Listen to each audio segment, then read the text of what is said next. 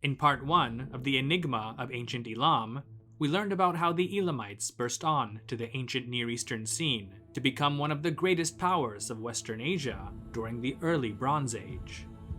In Part 2, we'll witness a new golden age of Elamite civilization, the so-called Middle Elamite Period, as well as the tragic fall of Elam from regional superpower to, well, I don't want to give it away just yet.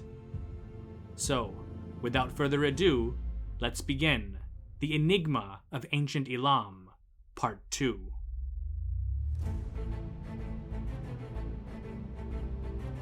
What followed the Sukalma period is what has commonly become known as the Middle Elamite Period. Starting around 1500 BC and extending onward for the next 4 centuries, the Middle Elamite Period is generally divided up into 3 phases marked by a respective dynasty, namely the Kidinuids, the Igihalkids, and the Shutrukids. It should be noted, though, that scholars of Elamite history are constantly revising what we thought we knew about this period based on new evidence. For example, in 2015, it was announced that evidence of a new king, Igihalkid, had been discovered, bringing the number of known Kidinuid rulers to 6. As usual, though, I'll stick to what the majority of scholars have agreed upon, unless otherwise stated.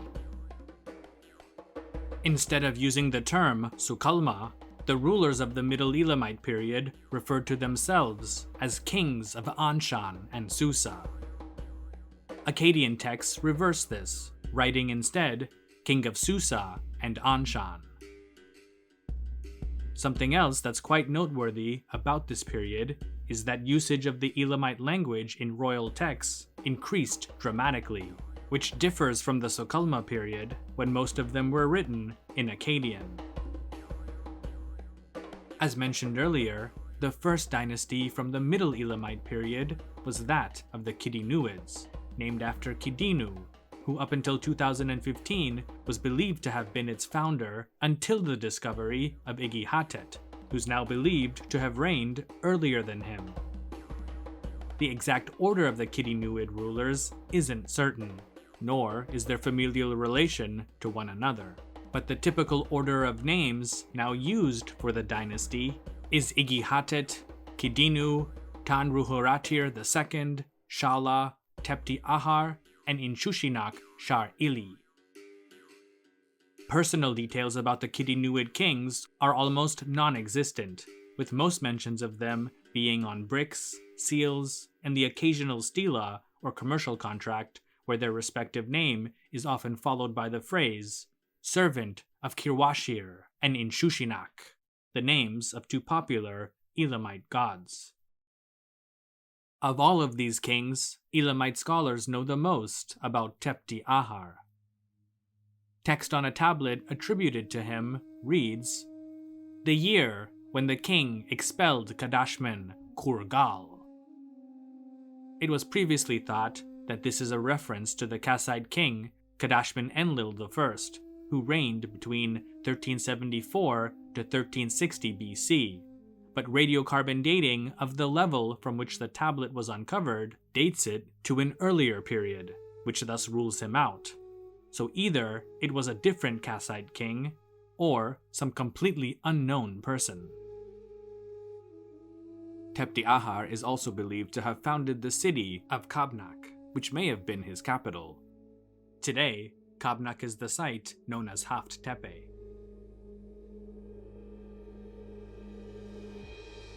Kabnak once had a large temple dedicated to the god Kiwashir, beneath which was a funerary complex where Tepti Ahar was buried with his family.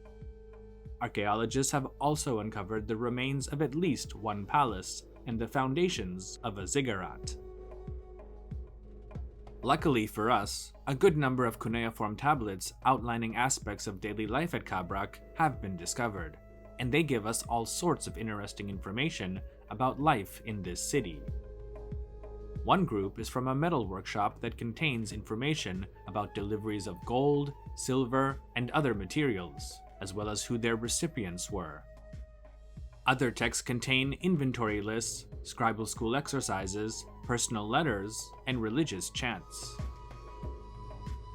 Tepti-Ahar himself was a bit of a micromanager, and took an interest in even the most mundane aspects of administration.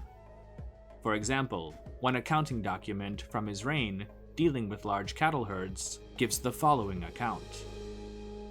46 oxen of Ishe Piltira, 30 oxen of Teshritu, total 76 oxen.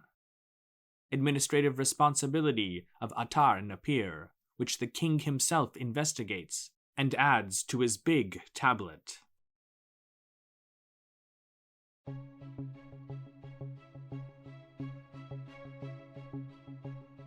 While not completely abandoned, the prominence of Kabnak declined sharply after Tepti-Ahar's death, due in part to the rise of a new royal house that ruled from Susiana's traditional seat of power in Susa, that of the Igihalkids.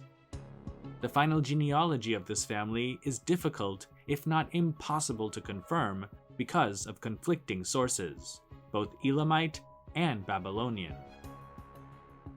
Based on inscriptions from a few of its rulers, namely Atarkita, Humban-Namena, and Untash-Napirisha, the genealogy of this dynasty could be as follows.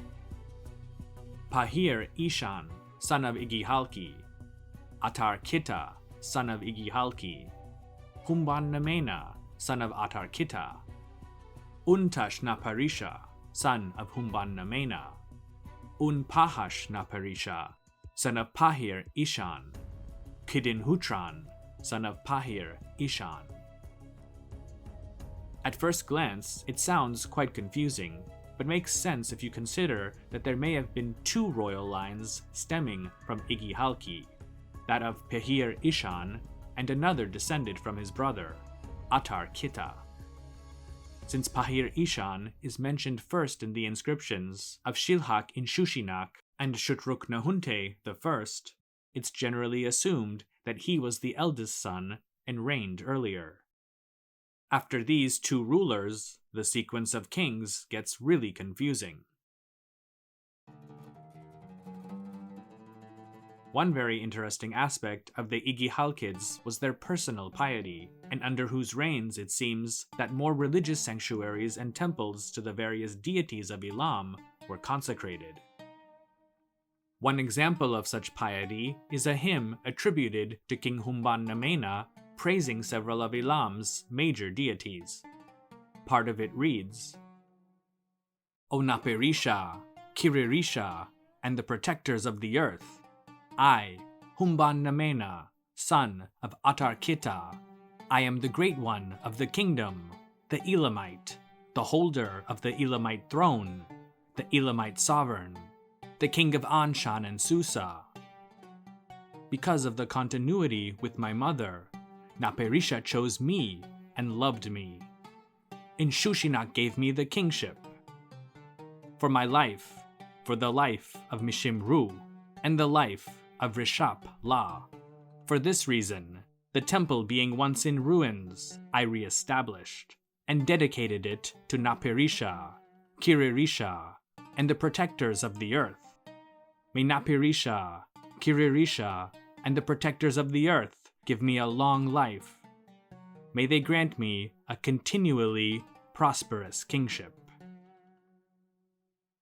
The most famous of all Igihalkid kings is Humban-Namena's son, Untash-Napirisha. By his building exploits alone, he may have been one of the most pious kings in all of ancient history. Archaeologists have found numerous remains of temples commissioned by him in Susa dedicated to Elam's many deities.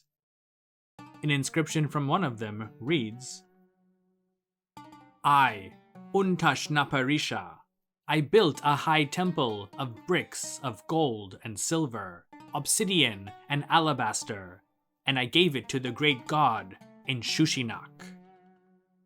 Whoever tears it down, destroys its brickwork, removes and takes to another country its gold, its silver, its obsidian, its alabaster, and its brickwork, may the wrath of the great god of Inshushinak and of Kiririsha be on him, and may his descendants not prosper under the sun. Such sanctuaries, though, were nothing compared to his most well-known achievement, the great temple complex of Dur Untash, today known as Chogha Zanbil. Built around 1250 BC and roughly 40 kilometers southeast of Susa, Dur Untash was centered around a giant ziggurat built with millions of sun-dried clay bricks and covered with colored ceramic tiles. With a base of over 11,000 square meters, it's estimated that at its height, the ziggurat was about 52 to 53 meters tall. Today, its ruins are just half of that. Around the great ziggurat of Chogha Zanbil were smaller temples dedicated to nearly every major deity, not just of Elam, but also Babylonia. This may have been because Untash-Napirisha's wife is believed to have been a Kassite princess named Napir-Asu. She's famous in her own right because of a large, 130 centimeter tall bronze statue of her that was discovered at Susa. The inscription on this statue reads, "I, Napir-Asu, wife of Untash-Napirisha, he who would seize my statue, who would smash it, who would destroy its inscription, who would erase my name, may he be smitten by the curse of Napirisha, of Kiririsha, and of Inshushinak, that his name shall become extinct, that his offspring be barren, that the forces of Beltia, the great goddess, shall sweep down on him. This is Napir-Asu's offering."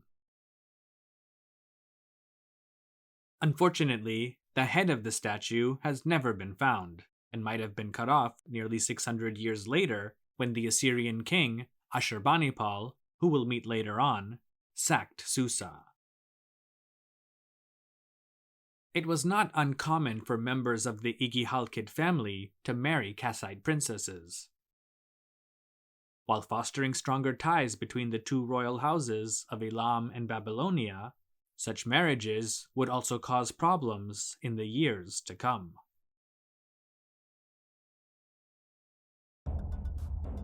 Around 1225 BC, the Assyrian king, Tukulti-Ninurta I, defeated the Kassite ruler Kashtiliash IV, sacked the city of Babylon, and in his place, installed Enlil-Nadim-Shumi, who was essentially his puppet.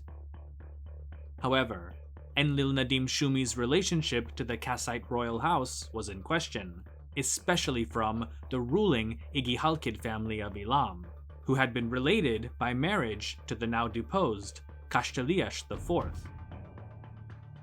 There's a partially damaged Babylonian document believed to be a copy of a letter from an unnamed Elamite king to a so far unidentified Kassite ruler that angrily questions the latter's legitimacy. This is just another example of how confusing archaeology and history can be. Today in the Pergamon Museum, and known simply as the Berlin Letter, this angry, unnamed Elamite ruler scolds this particular Kassite king and threatens him with the following. "Why I, who am a king, son of a king, seed of a king, who am king for the land of Babylonia and for the land of Elam, descendant of the eldest daughter of mighty king Kurigalzu, why do I not sit on the throne of the land of Babylonia?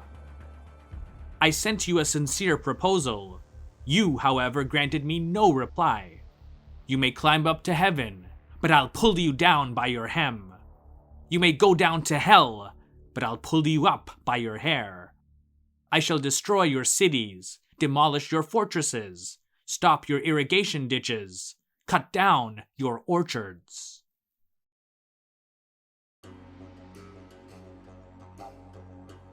From the Berlin Letter, it's obvious that whoever its author was not only considered the new ruler of Babylon to be illegitimate due to his dubious bloodline, but himself to be the rightful heir because, as he states, he's a descendant of the eldest daughter of mighty King Kurigalzu, referring to one of the previous Kassite kings of that name. Assuming that the letter is indeed legit and not a forgery or a scribal school exercise, as some have maintained, many Elamite scholars believe that the author may have been Kidinuid of Elam and the addressee Enlil-nadin Shumi. This is because the later Babylonian Chronicle 45 tells us, at the time of King Enlil-nadin Shumi, Kidinuid, the king of Elam, attacked. He went into action against Nippur and scattered its people. He destroyed Der and Dimgal Kalama, carried off its people, drove them away, and eliminated the rule of King Enlil-nadin Shumi. The same chronicle tells us that Kidinuid launched a second attack on Babylonia, this time against Adad-shuma-iddina, another puppet of Assyria. In the time of Adad-shuma-iddina, for the second time, Kidinuid took the offensive against Akkad. He destroyed Isin, crossed the Tigris, inflicted a formidable defeat on a very great people. Some, though, have made the case that the author of the Berlin letter was not Kidinuid, but Shutruk Nahhunte I, the founder of Elam's next dynasty. There's no clear explanation as to how the Igihalkid Dynasty ended and a new one, which Elamite scholars call the Shutrukids, began. By his own account, Shutruk Nahhunte's father was Hathalutish in Shushinak, who, as far as we know, was not a king or even of royal descent. By the reign of Shutruk Nahhunte I, relations between Elam and Babylon were seemingly cordial once again, and the two royal families concluded a marriage alliance whereby the daughter of the Babylonian king, Melishipak, was wed to Shutruk Nahhunte. But events in Babylonia would change that. According to the chronicle today known as the Assyrian Synchronistic History, in 1158 BC, the Assyrian king, Ashurdan I, invaded Babylonia and defeated the Kassite king, Zababa-shuma-iddina, after which there was a brief dispute about who was the rightful heir to the throne of Babylon. The one who succeeded him was Enlil-nadin Ahi, but his relationship to the Kassite royal family was in question. That apparently was all the justification that Shutruk Nahhunte needed to invade Babylonia like his predecessor, Kidinuid II. As he was also married to Melishipak's eldest daughter, there are a number of scholars who believe that the Berlin letter mentioned earlier may have actually been written by him. Regardless of its author, Shutruk Nahhunte raided northern Babylonia and is reported to have plundered the cities of Dur-Kurigalzu, Agade, and Sippar, looting many of them for their treasures, including some of the most famous works of art from Mesopotamia, such as the Law Code Stela of Hammurabi and the Victory Stela of Naram-Sin, upon which he had written, "I am Shutruk Nahhunte, son of Hathalutish in Shushinak, beloved servant of the god in Shushinak, king of Anshan and Susa, who has enlarged the kingdom, who takes care of the lands of Elam, the lord of the land of Elam. When the god in Shushinak gave me the order, I defeated Sippar. I took the stela of Naram-Sin and I carried it off, bringing it to the land of Elam. For in Shushinak, my god, I set it as an offering." In 1155 BC, Shutruk Nahhunte's son, Kutur-Nahhunte, captured Enlil-nadin Ahi and took him to Elam, along with the statue of Babylon's patron god, Marduk, from its holy sanctuary known as the Isagila. That same year, Shutruk Nahhunte died, and Kutur-Nahhunte became the new king of Elam and Babylon, effectively ending the Kassite dynasty that had ruled over much of Babylonia for nearly 4 centuries. It's safe to say that Elamite rule of the parts of Babylonia they'd conquered, even if it was short, was brutal, and there are plenty of later Babylonian texts that tell of the death and destruction caused by Nahhunte. One of them states that he overran all the people of Akkad like the great flood. He turned all the sublime holy places into ruin heaps. He carried off the possessions of Sumer and Akkad to Elam. He took Enlil-nadin-ahi to Elam. Other texts from the same collection describe how he desecrated the holy sanctuaries of Nippur and Borsippa. To all of his warriors he sped the blasphemy on. Plunder Eker, take its possessions, obliterate its design, cut off its rights. He called up the barbarian horde, leveled the land of Enlil, and headed north towards Borsippa, torched its sanctuary, plundered all the temples, took their possessions and carried them off to Elam.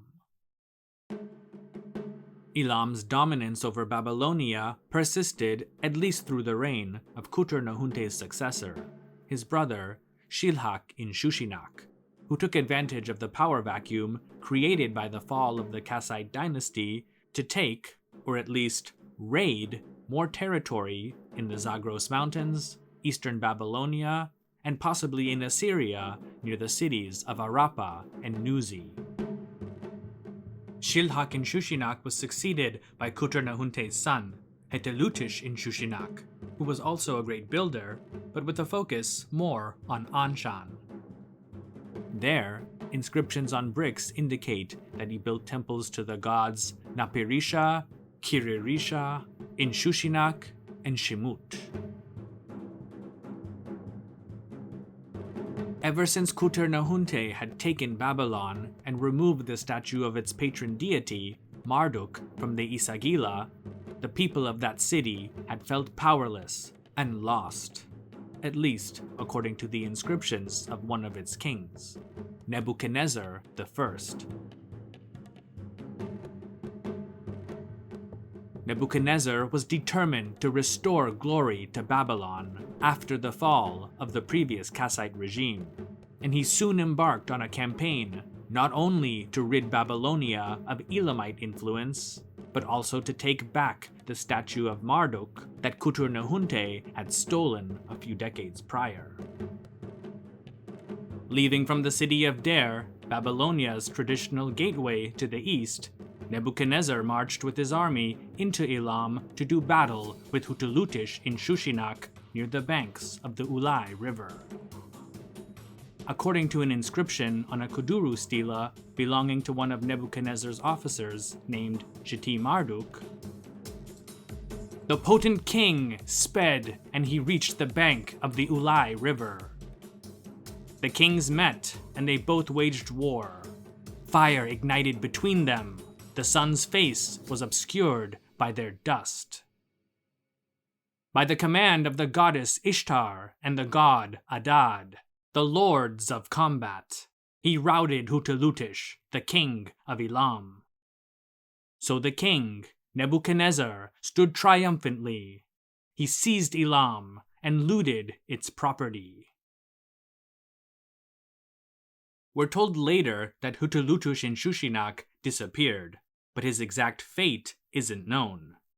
It's believed that he may have retreated to the highlands of Anshan and ruled from there, since Nebuchadnezzar is said to have taken Susa and recovered the statue of Marduk, which he later placed back into the Isagila. Textual resources and some scant archaeological evidence indicate that there were possibly two more kings of the Shutrukid dynasty after Hetelutish-in-Shushinak, namely his brother, Shilhina-Hamru-Lagamar, and another, Humban-Namena, who may or may not have been related to them. Nebuchadnezzar's defeat of Hetelutish-in-Shushinak was certainly a huge blow to the Shutrukid dynasty, and also a turning point in Elamite history. For the next 300 years or so, the archaeological record is remarkably silent on happenings within Elam, and there are few mentions of the country even in Mesopotamian texts. This is in great contrast to the earlier part of the Middle Elamite period, which is one of the most richly documented in the history of Elam. It would be a long time before another who bore the title King of Anshan and Susa could compare to Untash-Napirisha, Shutruk Nahhunte, Kutur Nahhunte, and Shilhak in Shushinak, whose building projects and conquests are unparalleled in Elamite history.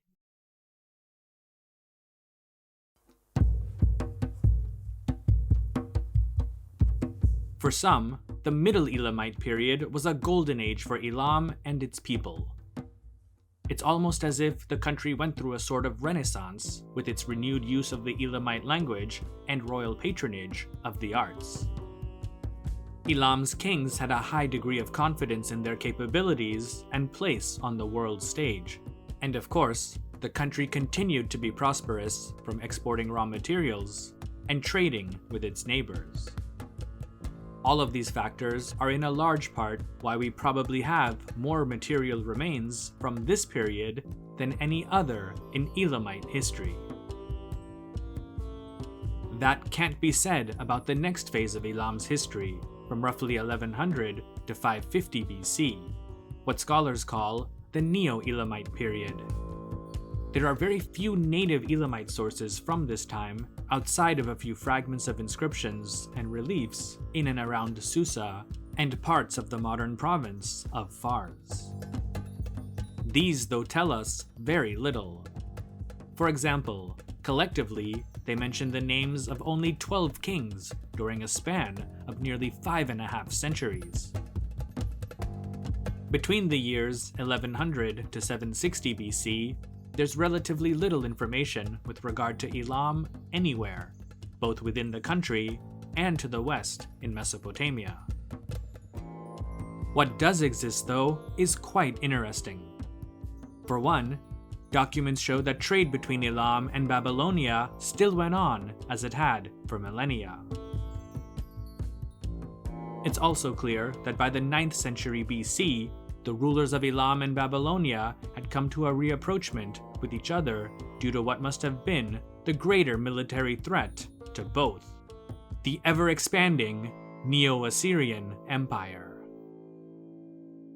In 814 BC, a batch of Elamite troops was sent to support the Babylonian king, Marduk-Balassu-Ikbi, at the Battle of Dur-Papsukal. This may have been the first of many Elamite contributions to halt Assyria's expansion further south into Babylonia. After the battle, in which Shamshi-Adad was the victor, it's reported that the people of Der, Parsumash, and Bitbunaki sought shelter in Elam.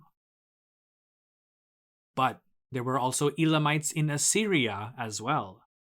During the reign of Adad-Nirari III, from 811 to 783 BC, Assyrian archives reveal that there was an Elamite ambassador at court, as well as wine rations for him and his entourage. Not only this, but Assyrian military archives reveal that there were many Elamite bowmen in the Assyrian armed forces who served with distinction. These, and other contacts and instances of cooperation, show that there were good relations between the Assyrian court and at least some Elamite factions during the 9th century BC. As Assyrian aggression in parts of Babylonia intensified during the mid-8th century BC, Elam would become an important ally of Babylon in its fight to preserve its independence.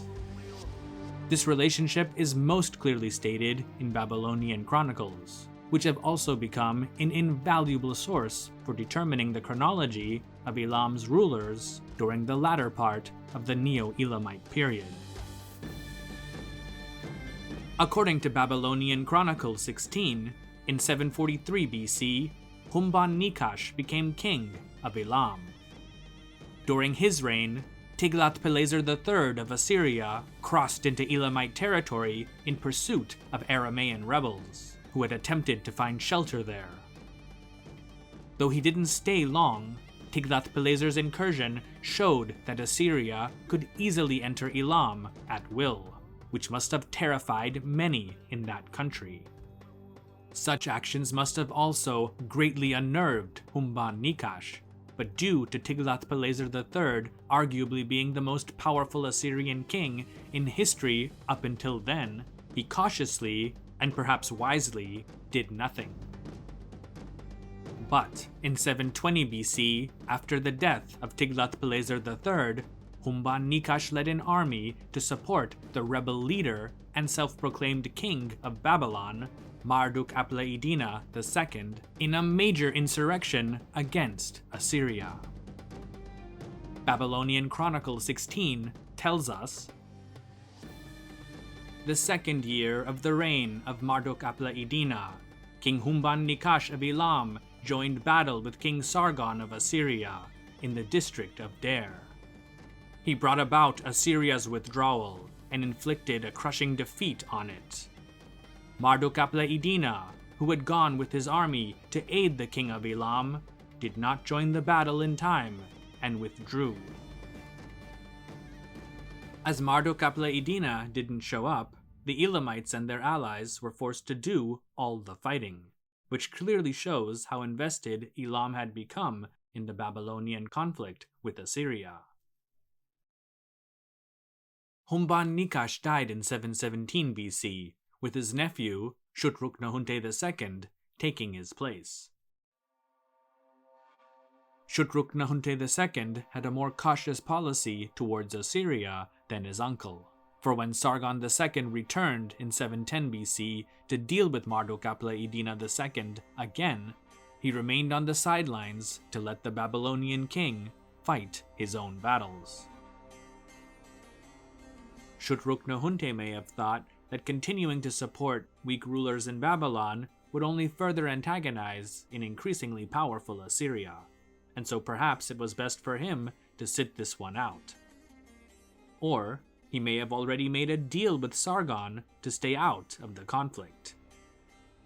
Whatever his true reasons for restraint may have been, without Shutruk-Nahhunte's warriors, Marduk-apla-iddina was no match for Sargon II, and he was forced to flee. With the Assyrians closing in on his strongholds in southern Babylonia, he attempted to find refuge in Elam, and even bribed Shutruk-Nahhunte to let him enter with a fine bed, throne, table, a silver wash basin, jewelry, and other objects. Shutruk-Nahhunte accepted the gifts, but ultimately didn't grant Marduk-apla-iddina asylum in Elam. Shortly afterward, though, a conflict in the Zagros Mountains brought the Assyrian threat much closer to Elam. A civil war had broken out in the small kingdom of Ilipi, which was an Assyrian vassal. Ilipi's king, Dalta, had died without leaving an heir, and so two of his nephews, Nibe and Ishpabara, fought for his throne.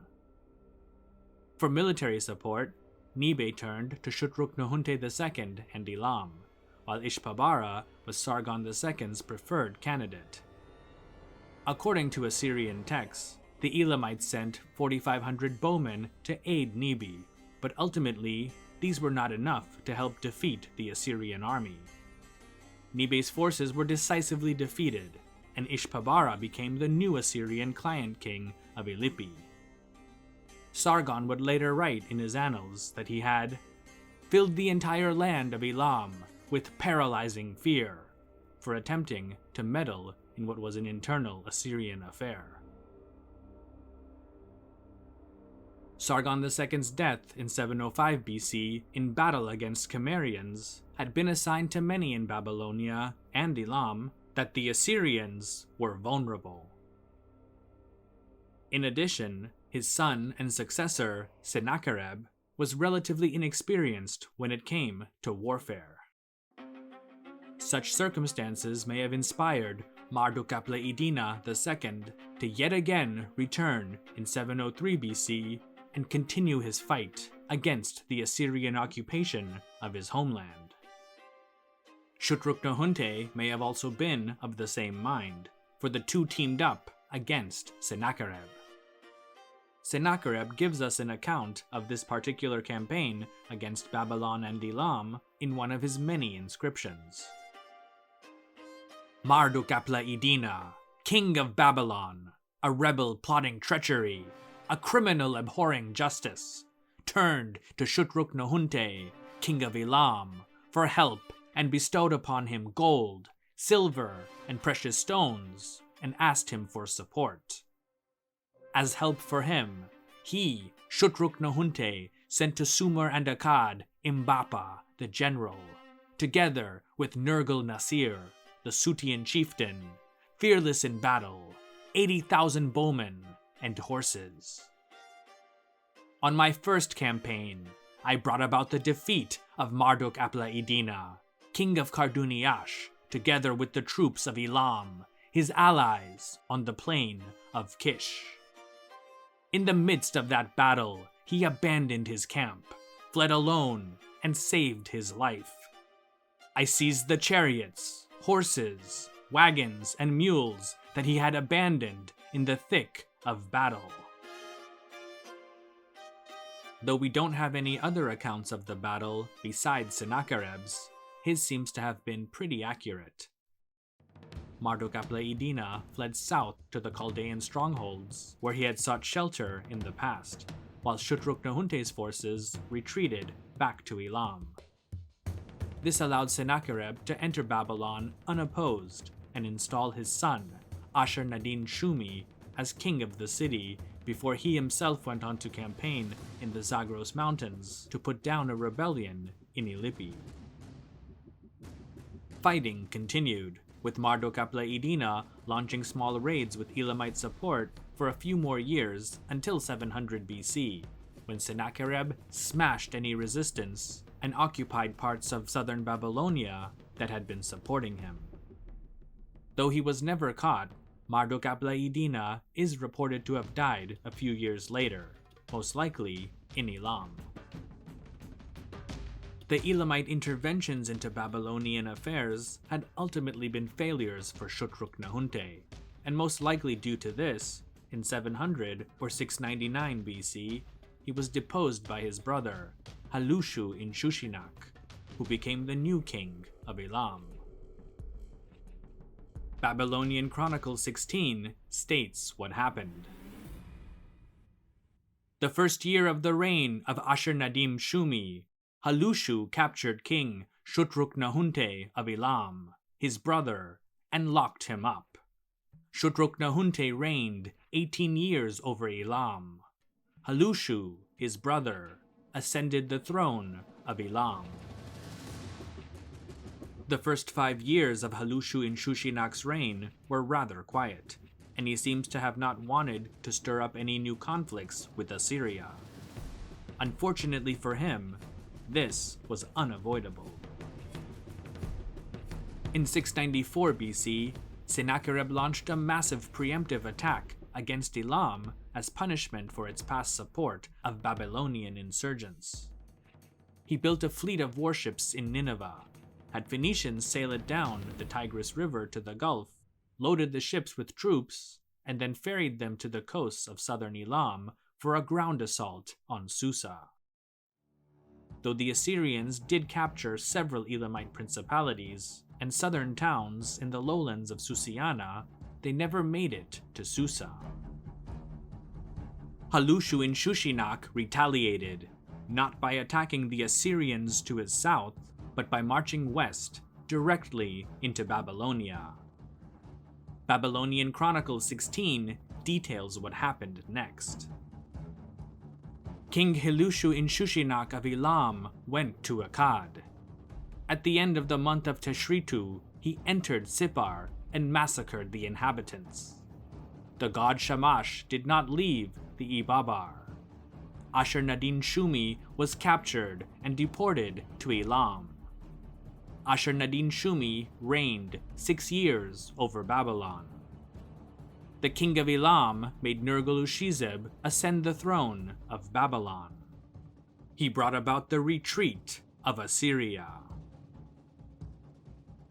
Though the chronicle says that Sennacherib's son, Ashur-nadin-shumi, had simply been captured, a letter found in the Assyrian archives goes into more detail and states that he was actually handed over to the Elamites by the Babylonians themselves. What exactly happened to Ashur-nadin Shumi isn't stated, but it's likely that he was eventually executed. As for the Elamite-backed king, Nergal-ushizib, he was eventually captured by Sennacherib, who tells us that his men threw him fettered into a cage and brought him to me. I tied him up in the middle city gate of Nineveh like a pig. Though Sennacherib's invasion of Elam had been thwarted, Halushu-in-Shushinak had been discredited within Elam for perhaps making the situation infinitely worse by having, allegedly, Sennacherib's son killed and failing to prevent another disaster in Babylon. According to Babylonian Chronicles 16, in the month of Teshritu, the 26th day, the subjects of King Halushu of Elam revolted against him, locked him up, and killed him. Halushu reigned 6 years over Elam. Nahhunte ascended the throne of Elam.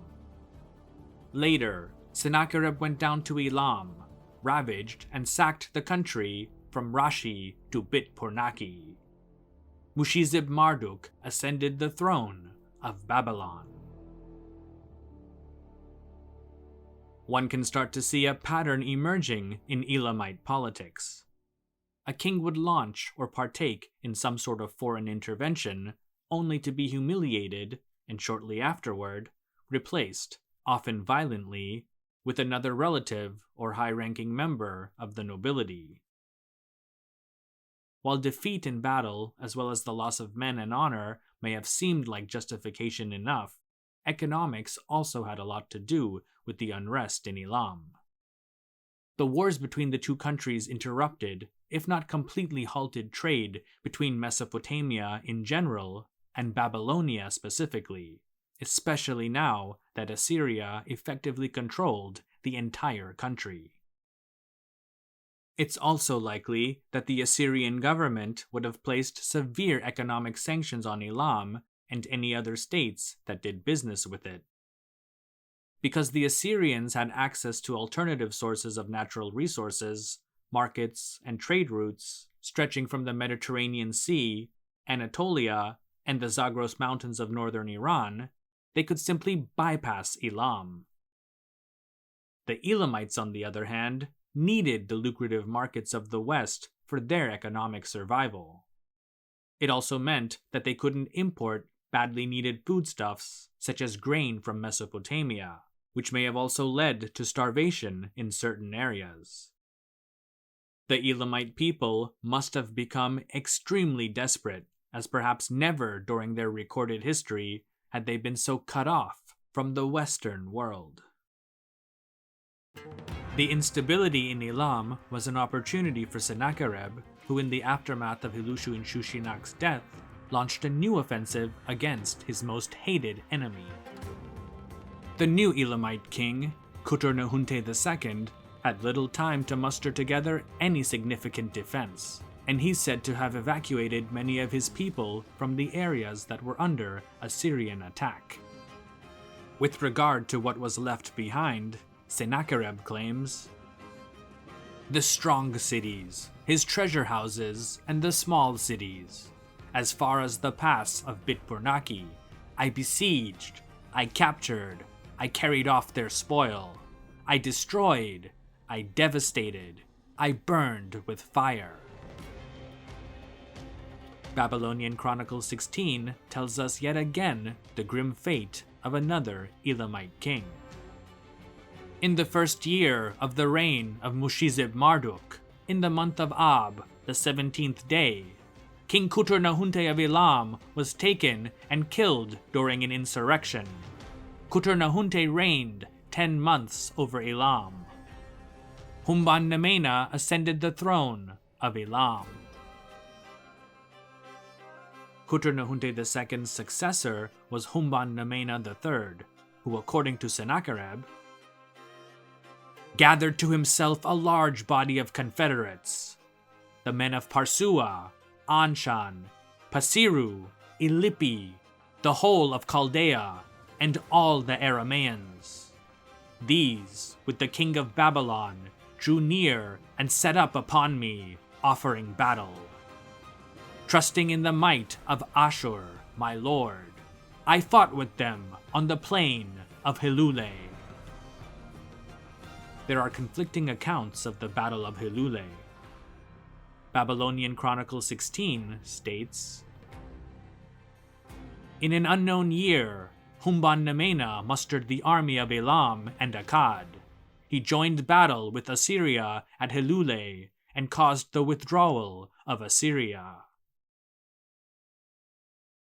Sennacherib, though, insists that he won. In what's known as the Nebi Yunus inscription, he states, "I defeated them, cutting down with the sword 150,000 of their warriors. The king of Babylon and the king of Elam, the chilling terror of my battle overcame them. They let their dung go into their chariots. They ran off and fled their land."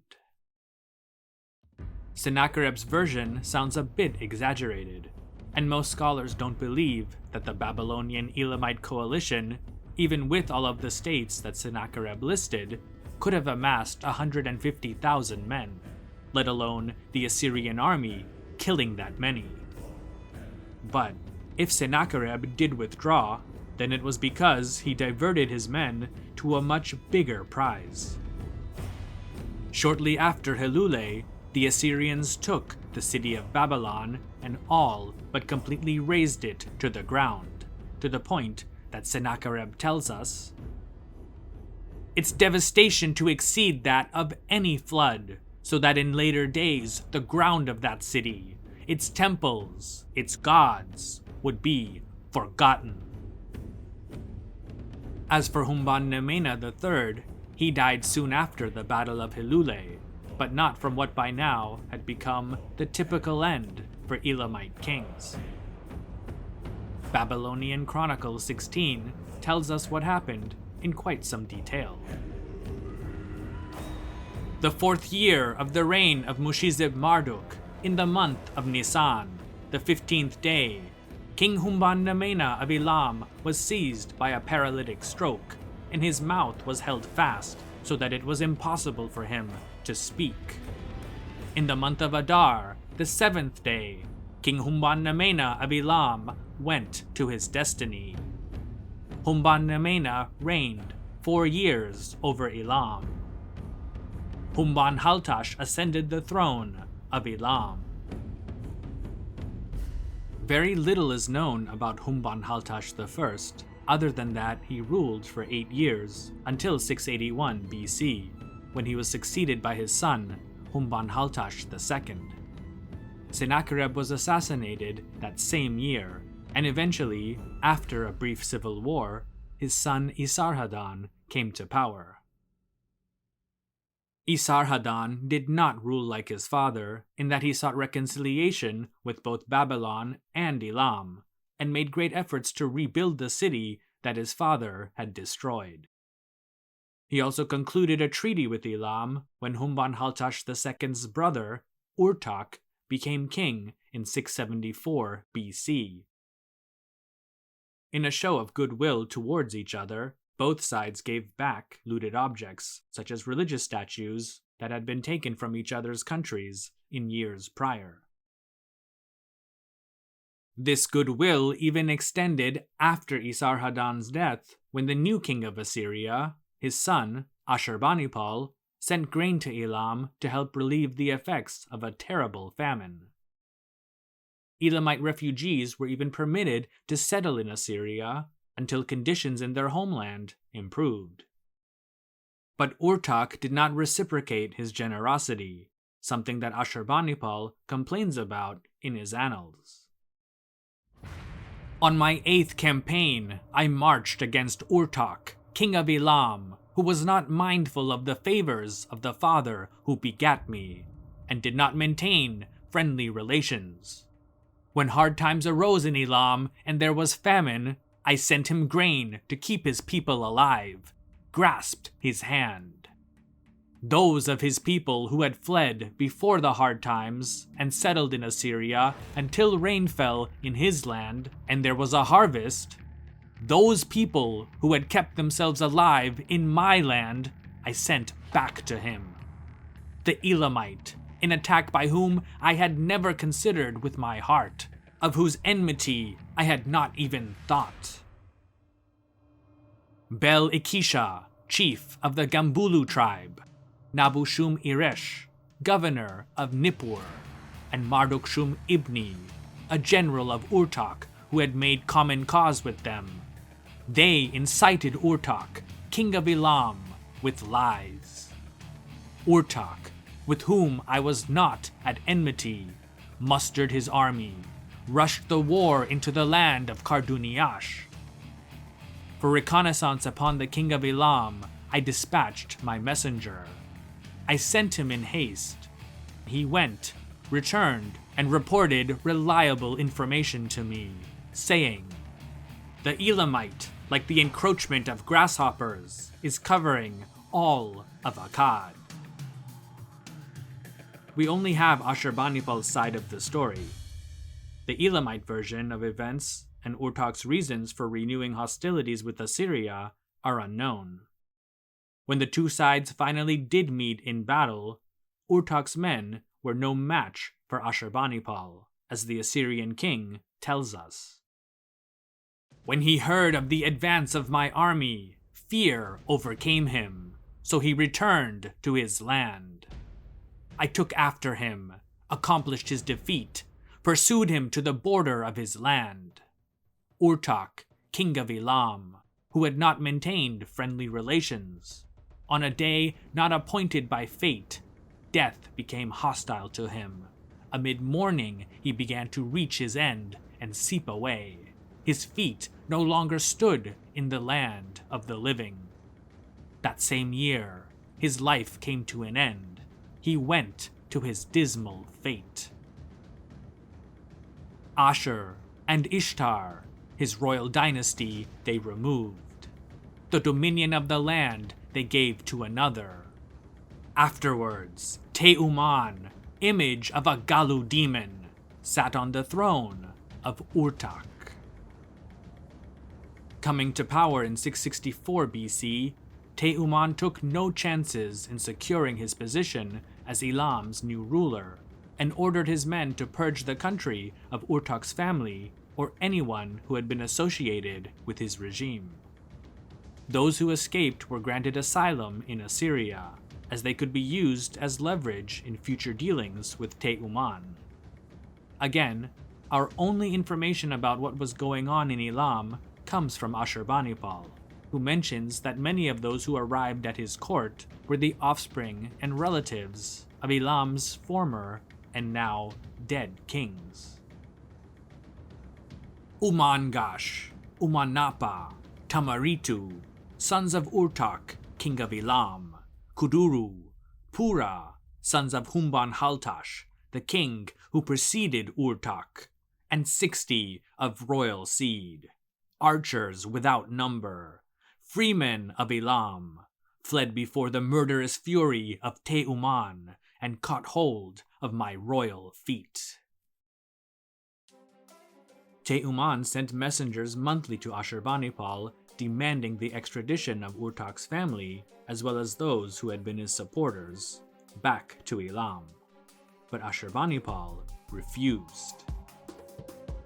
With each king making demands and throwing insults at the other, the stage was set for yet another armed conflict between Elam and Assyria. By 653 BC, Te-Umman had raised a new army and was ready to attack Assyria. In response, Ashurbanipal led a sizable force to Dare, Babylonia's traditional gateway to the east, and then marched into Elamite territory. The two met in a pitched battle at Til-Tuba, on the banks of the Ulai River. In short, Ashurbanipal and the Assyrian army decimated the Elamite force and killed both Te-Umman and his son. The Battle of Til-Tuba is famously depicted upon several panels with reliefs from Ashurbanipal's palace at Nineveh, which are today in the British Museum. After the massacre at Til-Tuba, Te-Umman's head was severed off his body and taken back to Nineveh, where it was suspended by a ring from a tree in Ashurbanipal's garden. With Te-Umman out of the picture, Ashurbanipal installed members of the dead Urtak's family to rule Elam on his behalf, effectively turning it into a client state of Assyria. One of these was Umanigash, who became Humban-Nikash II. Once again, a conflict in Babylon would reignite hostilities between Elam and Assyria. Just before Esarhaddon, Ashurbanipal's father, had died, he divided rule of parts of the Assyrian Empire between his two sons. The younger, Ashurbanipal, received jurisdiction over all of Assyria and its outlying territories, while his older brother, Shamash-Shumuukin, was given Babylonia. The reason for this isn't explicitly clear, but perhaps Esarhaddon felt that Ashurbanipal would make a better ruler than his older sibling.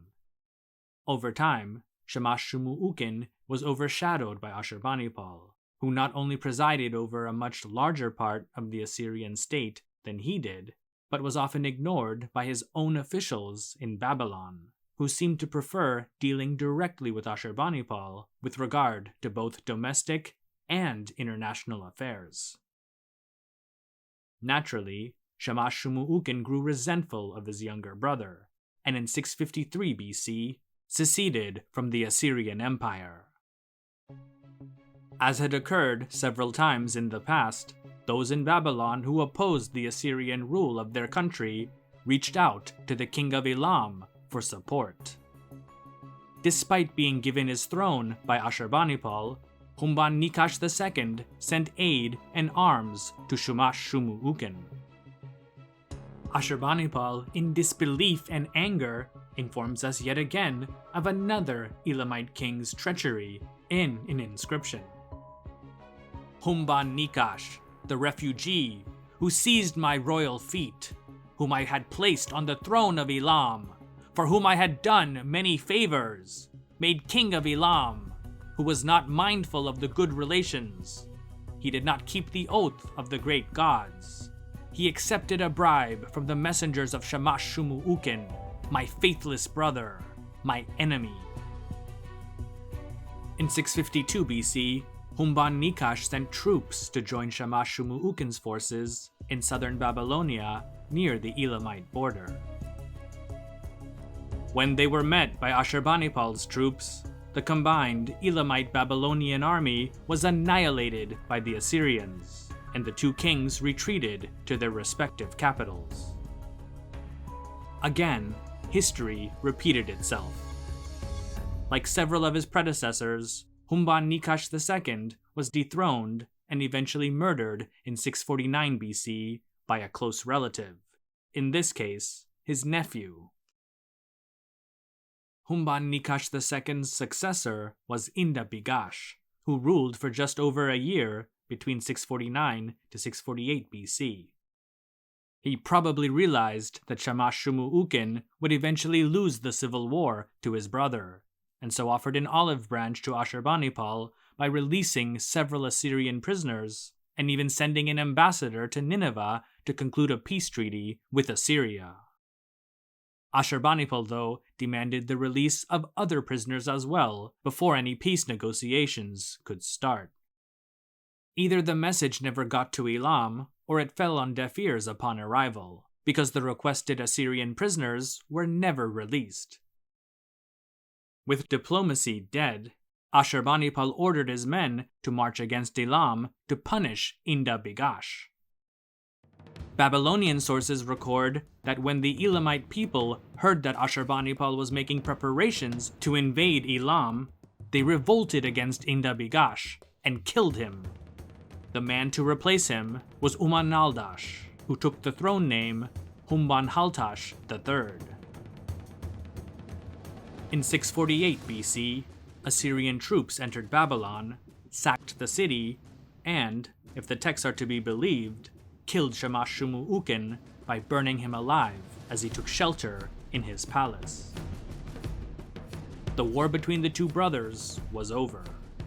Unfortunately for Elam, its rulers had chosen the wrong side. What to do about Elam? Assyrian kings, at least since Sargon II, must have asked themselves that question time and time again.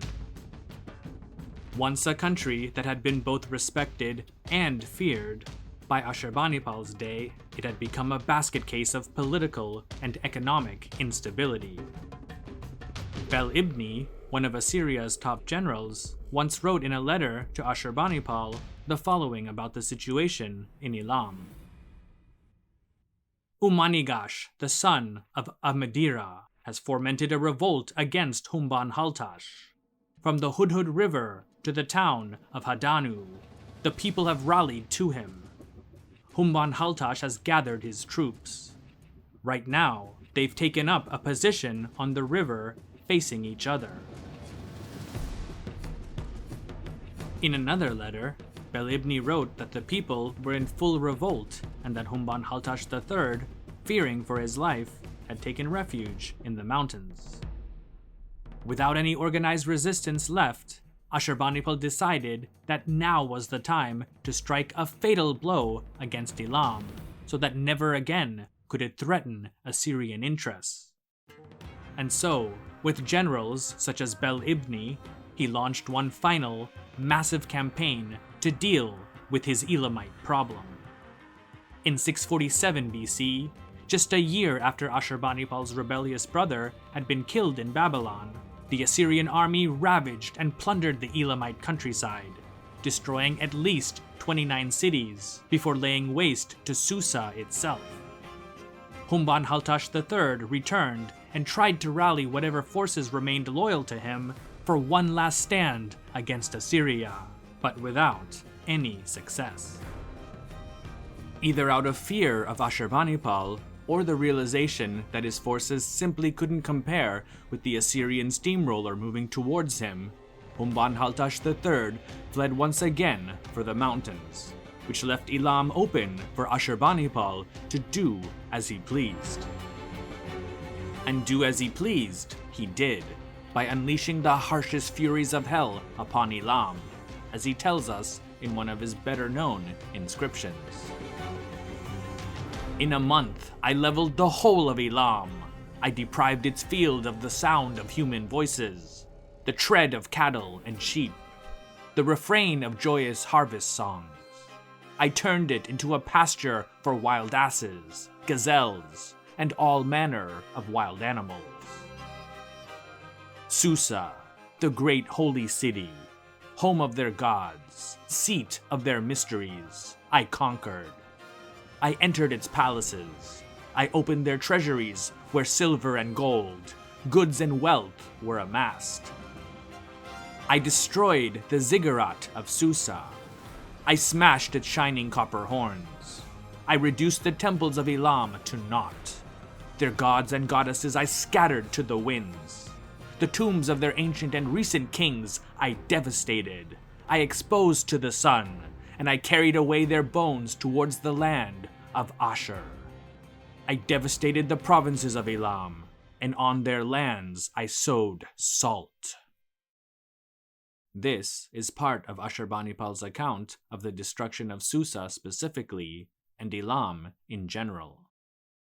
Scholars have no reason to doubt his words, as the archaeological record seems to confirm his campaign of death and destruction.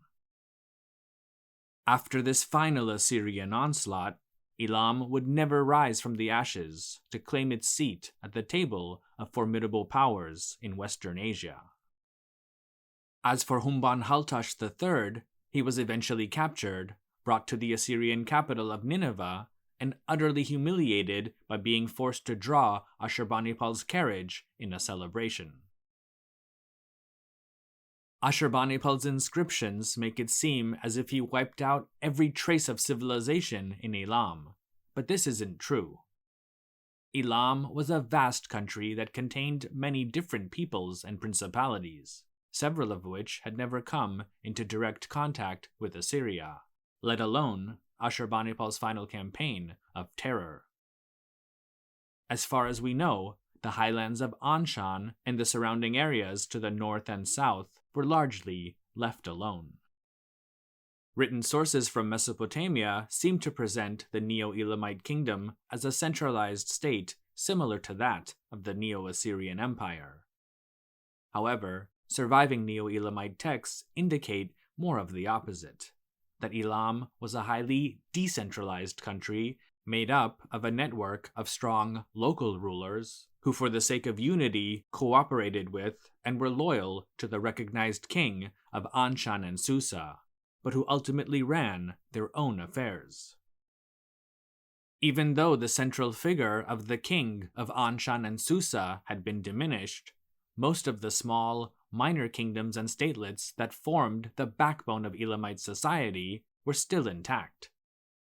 If anything, Ashurbanipal's destructive campaigns in the lowlands may have had the effect of further turning Elam into a much looser federation of decentralized states and principalities, but they had certainly not completely destroyed or erased civilization from it. Within the next few decades, many of the cities that had suffered the brunt of the Assyrian slaughter were gradually repopulated and rebuilt, including Susa. What also helped Elam recover was a drastically declining Assyrian Empire after Ashurbanipal's death and renewed ties with Babylonia, which allowed commerce to flow between the two lands once again. Around this time, a new line of Elamite kings also appeared, with one of its earliest rulers being Nahhunte. He had good relations with Babylon's new king, Nabopolassar, who in 626 BC is recorded to have sent back religious statues that had been taken from Elam at some time in the past.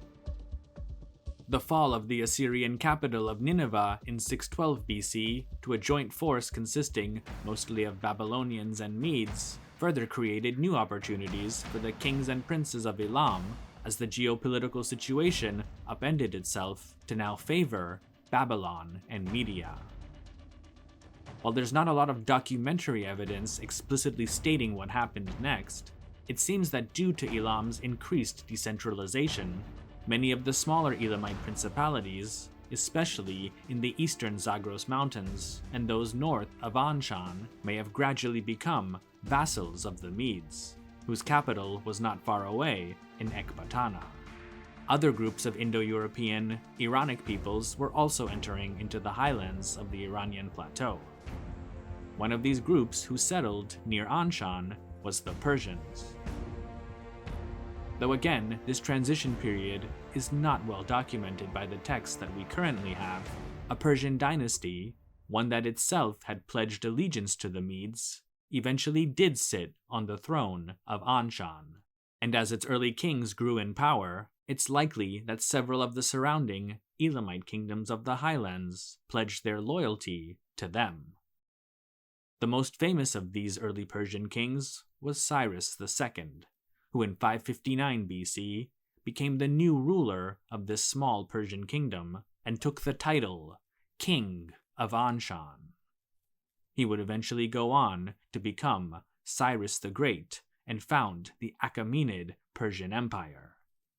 But that's a story for another day. Thanks for watching. I'd also really like to thank the channel's patrons for making videos like this possible. These include, but aren't limited to, GrandKick69, Yap de Graaf, Pasta Frola, Michael Lewis, Daniel Allen, Danny Van Eck, WNXTV, Robert Morgan, Strobex, Frank, Tim Lane, Sebastian Hurtado Correa, Michael Trudell, Leader Titan, Micah G, John Scarberry, Andrew Bomer, Stephen Ball, Monty Grimes, Franz Robbins, Cyrus Meir, Dianastra, Nimrod Nir, Hypno San, Brendan Redman, Faridun Dadachanji, Jimmy Daruwala, Anahita Debu, Gulistan Debu, Sherkam, Farhad Kama, and all of the channel's patrons on Patreon for helping to support this and all future content. Check out the benefits to being a Patreon member, and if you'd like to join, feel free to click the link in the video description. You can also follow History with Sai on Instagram, Facebook, and Twitter, as well as continue to listen to special audio programs on the History with Sai podcast. Thanks again, and stay safe.